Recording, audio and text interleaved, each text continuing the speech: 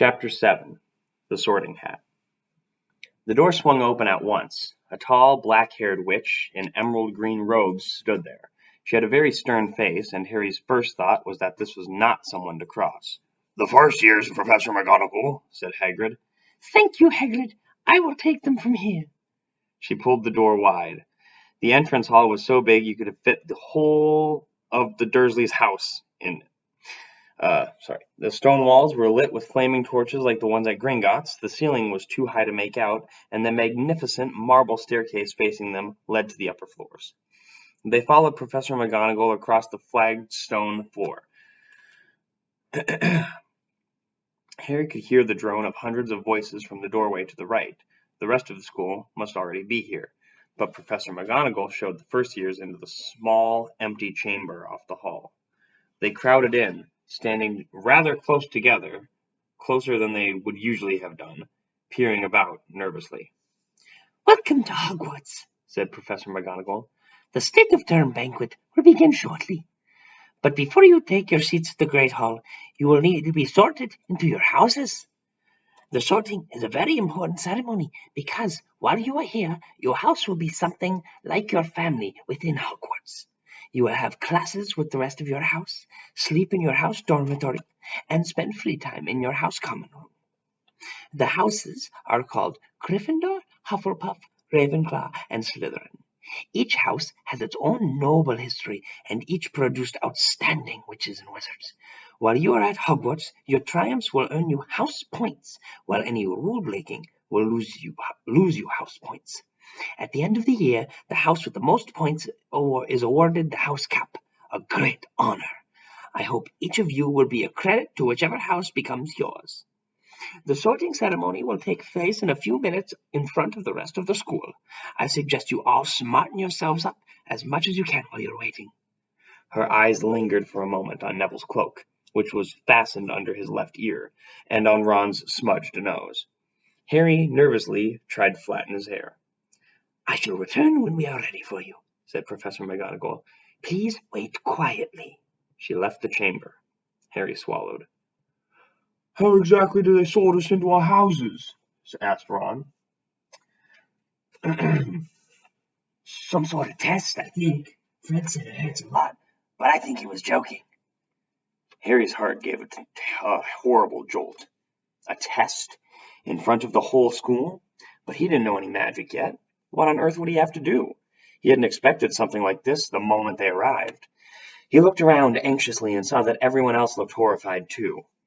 No one was talking much except Hermione Granger, who was whispering very fast about all the spells she'd learned, wondering which one she'd need.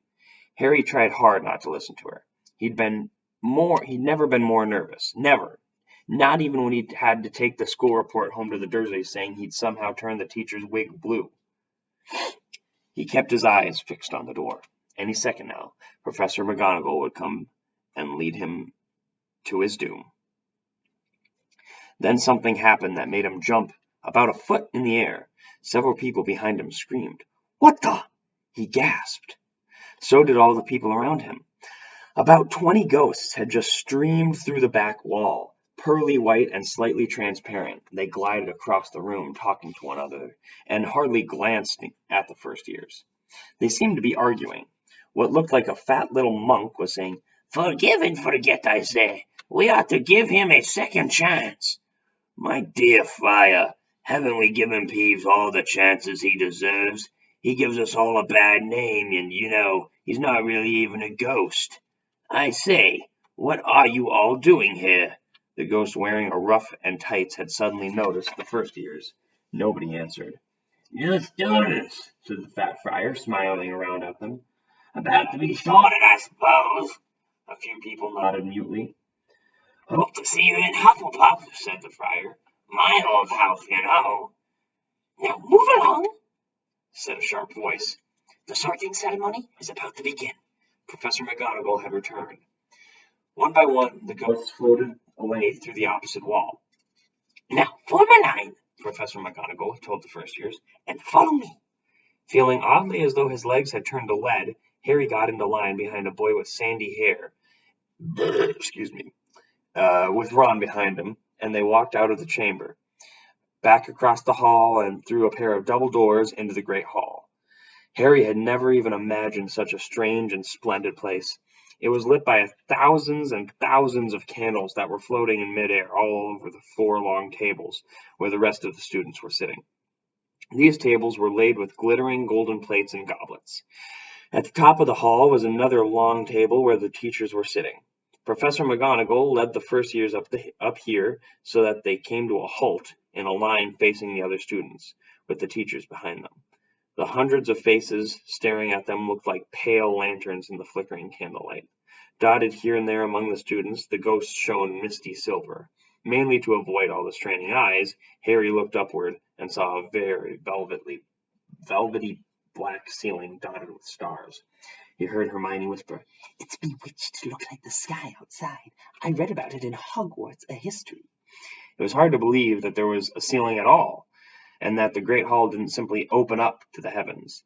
Harry quickly looked down again as Professor McGonagall silently placed a 4-legged stool in front of the first years. On top of the stool she put a pointed wizard's hat. This hat was patched and frayed and extremely dirty. Aunt Petunia would not have let it in the house. Maybe they have to try to pull a rabbit out of it, Harry thought wildly. That seemed like the sort of thing. Noticing that everyone in the hall was now staring at the hat, he stared at it too. For a few seconds there was complete silence. Then the hat twitched. A rip near the brim opened like a wide mouth, and the hat had begun to sing. Oh, fuck, I didn't remember there was singing. Give me just a second.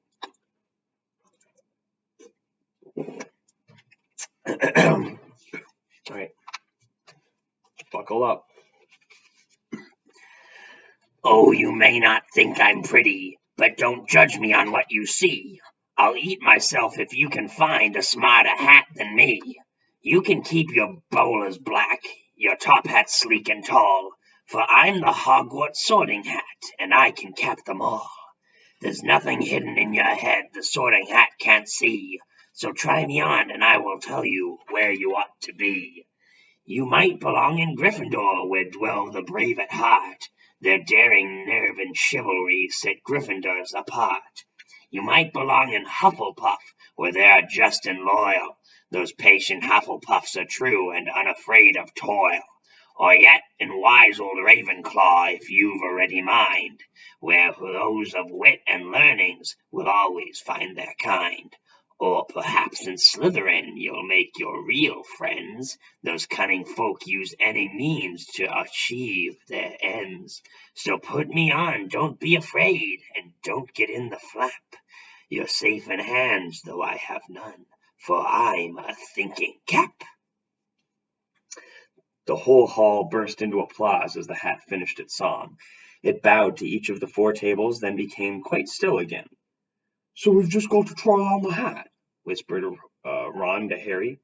I'll kill Fred. He's going on about wrestling a troll and all that. Harry smiled weakly. Yes, trying on the hat was a lot better than having to do a spell, but he did wish they could have tried it on without everyone watching. The hat seemed to be asking rather a lot. Harry didn't feel brave or quick-witted in any of it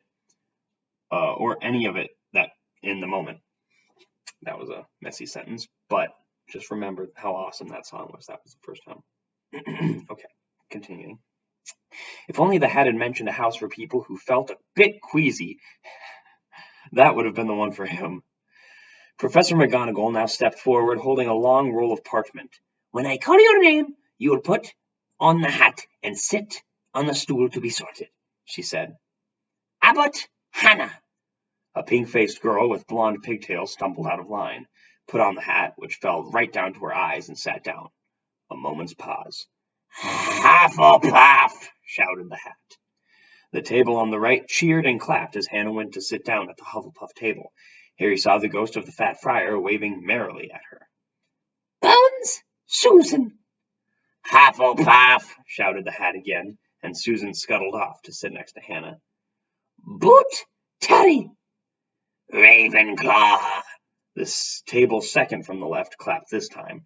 Several Ravenclaws stood up to shake hands with Terry as he joined them. "Brooklehurst Mandy!" went to Ravenclaw too. But "Brown Lavender!" became the first new Gryffindor, and the table on the far left exploded with cheers. Harry could see Ron's twin brothers catcalling. Bulstrode, Millicent, then became a Slytherin. Perhaps it was Harry's imagination. After all, he'd heard about Slytherin, but he thought they looked like an unpleasant lot. He was starting to feel definitely sick now.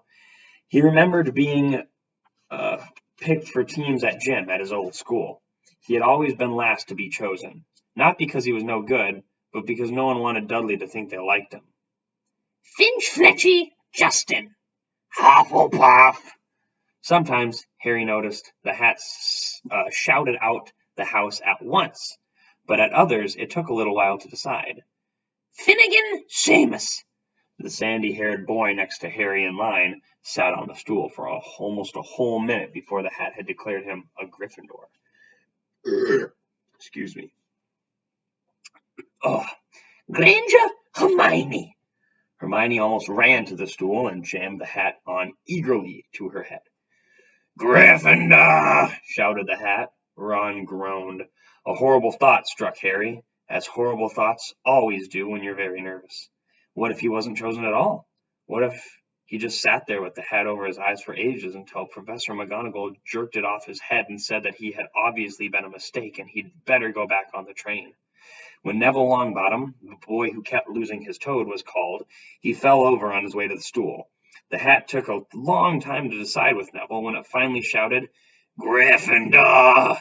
Neville ran off, still wearing the hat. He had to jog it back amid the class's, gales of laughter to give it back to McDougal Morag. Malfoy swaggered forward. Wait, what the fuck? McDougal Morag. Malfoy swaggled forward when his name was called. Oh, oops, my bad. Anywho, yeah, he's an asshole, and he walked up to the front. The hat had barely touched his head when it screamed, Slytherin! Malfoy went to join his friends Crabbe and Goyle, looking pleased with himself. There weren't many people left now. Moon, Nut, Parkinson. Then a pair of twin girls, Patil and Patil. What the fuck? Oh, Patil and Patil. Duh, that's not their first names. Then Perks, Sally Ann. And then at last, Potter, Harry. As Harry stepped forward, whispers suddenly broke out like little hissing fires all over the hall. Potter, did she say? The Harry Potter. The last thing Harry saw before the hat dropped over his eyes was the hall full of people craning to get a good look at him. Next second, he was looking at the black inside of the hat. He waited. Said a small voice in his ear. Difficult. Very difficult. Plenty of courage, I see. Not a bad mind either. There's talent, oh my goodness, yes. And with nice thirst to prove yourself. Now that's interesting. So where shall I put you? Harry gripped the edges of the stool and thought, Not Slytherin. Not Slytherin. Not Slytherin, eh? Said the small voice. Are you sure? You could be great, you know. It's all here in your head. And Slytherin will help you on your way to greatness. No doubt about that. No? Well, if you're sure, better be Gryffindor! Harry heard the hat shout the last word to the whole hall. He took off the hat and walked shakily toward the Gryffindor table. He was so relieved to have been chosen and not to have been put in Slytherin that he hardly noticed that he was getting the loudest cheer yet. Percy, the prefect, got up and shook his hand vigorously while the Weasley twins yelled, We got Potter! We got Potter! Harry sat down opposite the ghost in the rough he'd seen earlier. The ghost patted his arm, giving Harry the sudden horrible feeling he'd just plunged it into a bucket of ice-cold water. He could see the high table properly now. At the end nearest to him sat Hagrid, who caught his eye and gave him the thumbs up. Harry grinned back. And there, in the center of the high table, in a large gold chair, sat Albus Dumbledore. Harry recognized him at once from the card he'd gotten out of the Chocolate Frog on the train. Dumbledore's silver hair was the only thing in the whole hall that shone as brightly as the ghost. Harry spotted Professor Quirrell, too, the nervous young man from the Leaky Cauldron. He was looking very peculiar in a large purple turban. And now there were only 3 people left to be sorted.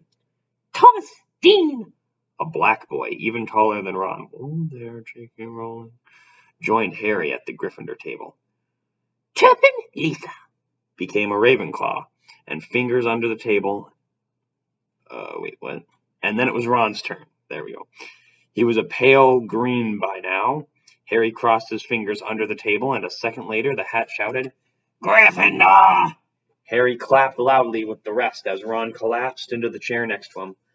Well done, Ron. Excellent, said Percy Weasley pompously across Harry as Zabini Blaze was made a Slytherin.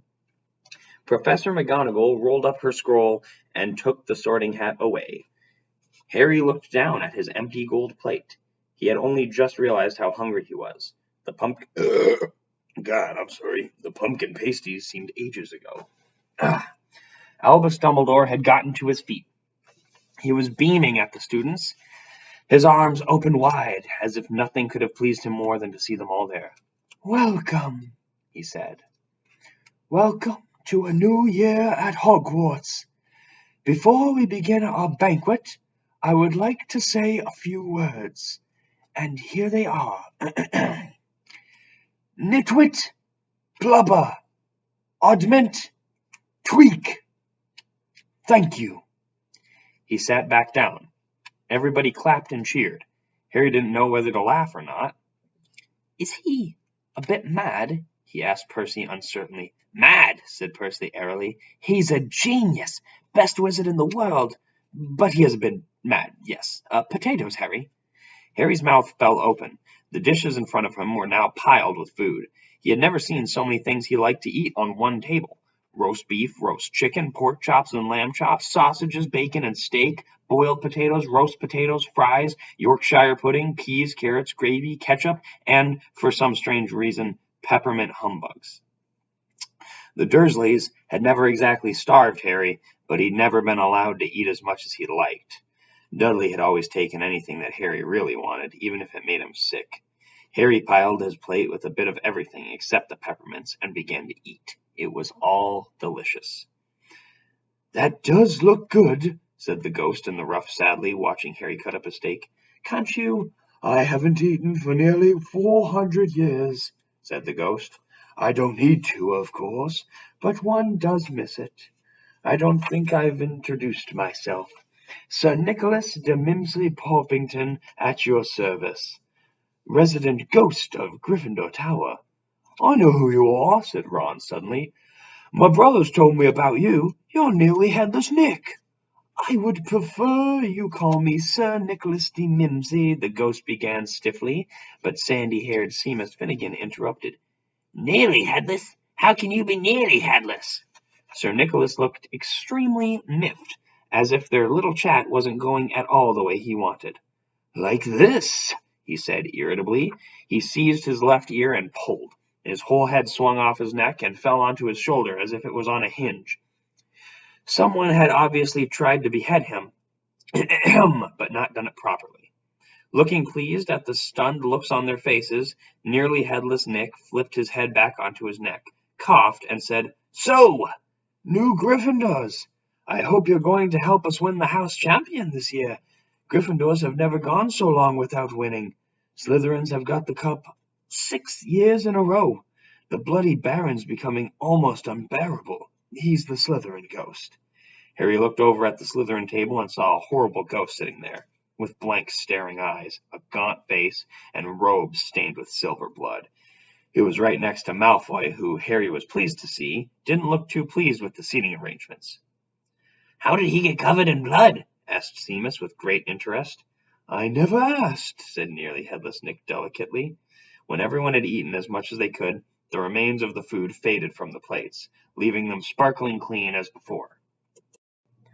A moment later, the desserts appeared. Blocks of ice cream in every flavor you could think of, apple pies, treacle tarts, whatever the fuck that is, chocolate eclairs, and jam donuts, trifle strawberries, jello, rice pudding. As Harry helped himself to a treacle tart, the talk turned to their families. I'm a half and half, said Seamus. Me dad's a muggle. Mum didn't tell him she was a witch till after they were married. Bit of a nasty shock for him. The others laughed. What about you, Neville? Well, my gran and me. I'm going to try that again. Well, my gran brought me up, as she's a witch, said Neville. But the family thought I was all muggle for ages. My great uncle Augie kept trying to catch me off guard and force me to use magic out of me. He pushed me off the end of Blackpool Pier once. I nearly drowned, but nothing happened until I was 8. Great Uncle Augie came round for dinner, and he was hanging me out of the upstairs window by my ankles when my great auntie Enid offered him a meringue and he accidentally let go. But I bounced all the way down the garden and into the road. They were all really pleased. Gran was crying, she was so happy. And you should have seen their faces when I got in there. They thought I might not be magic enough to come, you see. Great Uncle Augie was so pleased, he bought me my own toad. On Harry's other side, Percy, Weasley, and Hermione were talking about lessons. I do hope they start right away. There's so much to learn. I'm particularly interested in transfiguration, turning something into something else, of course. It's supposed to blah, blah. Oh my god, she's so freaking annoying. Harry, who was starting to feel warm and sleepy, looked up at the high table again. Hagrid was drinking deeply from his goblet. Professor McGonagall was talking to Professor Dumbledore.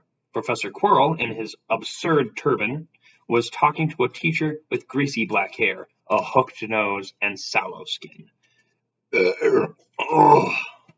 Sorry. But, I mean, not really.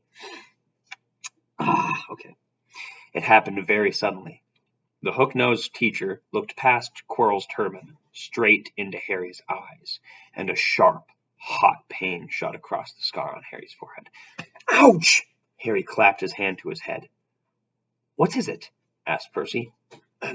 Nothing. The pain had gone as quickly as it had come. Harder to shake off was the feeling Harry had gotten from the teacher's look, a feeling that he didn't like Harry at all. Who's that teacher talking to Professor Quirrell? He asked Percy. Oh, you know Quirrell's already, do you? No wonder he's looking so nervous. That's Professor Snape. He teaches potions, but he doesn't want to. Everyone knows he's after Quirrell's job. Knows an awful lot about the dark arts, Snape. Harry watched Snape for a while, but Snape didn't look at him again. At last, the desserts too disappeared, and Professor Dumbledore got to his feet again. The hall fell silent. Ahem. Just a few more words, now that we are all fed and watered. I have a few start-of-term notices to give you. First years should note that the forest on the grounds is forbidden to all pupils, and a few of our older students would do well to remember that as well. Dumbledore's twinkling eyes flashed in the direction of the Weasley twins. I have also been asked by Mr. Filch, the caretaker, to remind you all that no magic is to be used between classes in corridors. Quidditch trials will be held in the second week of term. Anyone interested in playing for the house teams should contact Madam Hooch. And finally, I must tell you that this year the third-floor corridor on the right-hand side is out of bounds to everyone who does not wish to die a painful death. Harry laughed, but he was one of the few who did. He's not serious, muttered to Percy. Must be, said Percy, frowning at Dumbledore. It's odd, because he usually gives us a reason why we're not allowed to go somewhere. The forest full of dangerous beasts, everyone knows that. I do think he might have told us prefects, at least. And now, before we go to bed... And now, before we go to bed, let us sing the school song, cried Dumbledore. Harry noticed that the other teacher's smiles had become rather fixed. Dumbledore gave his wand a little flick, as if he was trying to get a fly off the end. And a long golden ribbon flew out of it, which rose high above the tables and twisted itself snake-like into words. Everyone picked their favorite tune, said Dumbledore, and off we go. And the school bellowed. Oh, jeez. Hogwarts, Hogwarts, Hoggy-Warty Hogwarts, teach us something, please, whether we be old and bald or young with scabby knees. Our heads could do with filling with some interesting stuff. For now they're bare and full of air, dead flies and bits of fluff.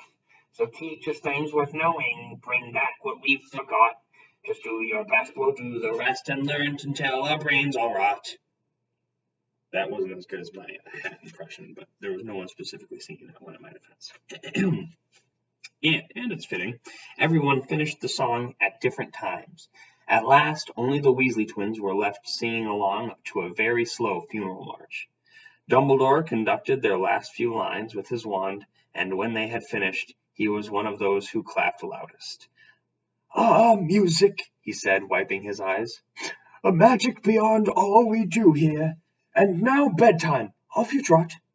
The Gryffindors first years followed Percy through the chattering crowds, out the great hall, and up the marble staircase. Harry's legs were like lead again, but only because they were so tired and full of food. Excuse me. He was too sleepy even to be surprised that the people in the portraits along the corridors whispered and pointed as they passed, or that twice Percy led them through doorways hidden behind sliding panels and hanging tapestries. They climbed more staircases, yawning and dragging their feet. Oh, man, what did I eat? And Harry was just wondering how much further they had to go when they came to a sudden halt. A bundle of walking sticks was floating in midair ahead of them, and as Percy took a step toward them, they started throwing themselves at him. Peeves, Percy whispered to the first years. A poltergeist. He raised his voice. Peeves, show yourself. A loud, rude sound, like the air being let out of a balloon, answered. Do you want me to get the bloody... Do you want me to go get the bloody Baron? There was a pop, and a little man with wicked dark eyes and a wide mouth appeared, floating cross-legged in the air, clutching the walking sticks. Ooh, he said with an evil cackle. Ickle firsties, what fun! He swooped suddenly at them. They all ducked. Go away, Peeves, or the Baron will hear about this. I mean it, barked Percy. Peeves stuck out his tongue and vanished, dropping the walking sticks on Neville's head, poor bastard. They heard him zooming away, rattling coats of armor as he passed. You want to watch out for Peeves, said Percy, as they set off again. The bloody Baron's the only one who can control him. He won't even listen to us prefects. Anyways, here we are. At the very end of the corridor hung a portrait of a very fat woman in a pink silk dress. Password? She asked. Caput Draconis, said Percy. Excuse me. And the portrait swung forward to reveal a round hole in the wall. They all scrambled through. Neville needed a leg up and found themselves in the Gryffindor common room, a cozy round room full of squashy armchairs. Percy directed the cozy round room full of Percy directed the girls through one of the doors to their dormitory and the boys through another. At the top of a spiral staircase, they were obviously in one of the towers. They found their beds at last. 5 four-posters hung with deep red velvet curtains. Their trunks had already been brought up, too. Too tired to talk much, they pulled on their pajamas and fell into bed. Great food, isn't it? Ron muttered to Harry through the hangings. Get off, Scabbers. Oh, he's chewing my sheets. Harry was going to ask Ron if he'd had any of the treacle tart, but he fell asleep almost at once. Perhaps Harry had eaten a bit too much, because he had a very strange dream. He was wearing Professor Quirrell's turban, which kept talking to him, telling he must transfer to Slytherin at once because it was his destiny. Harry told the turban he didn't want to be in Slytherin. It got heavier and heavier. He tried to pull it off, but it tightened painfully. And there was Malfoy, laughing at him as he struggled with it. Then Malfoy turned into the hook-nosed teacher, Snape, whose laugh became high and cold. There was a burst of green light, and Harry woke, sweating and shaking. He rolled over and fell asleep again, and when he woke the next day, he didn't remember the dream at all.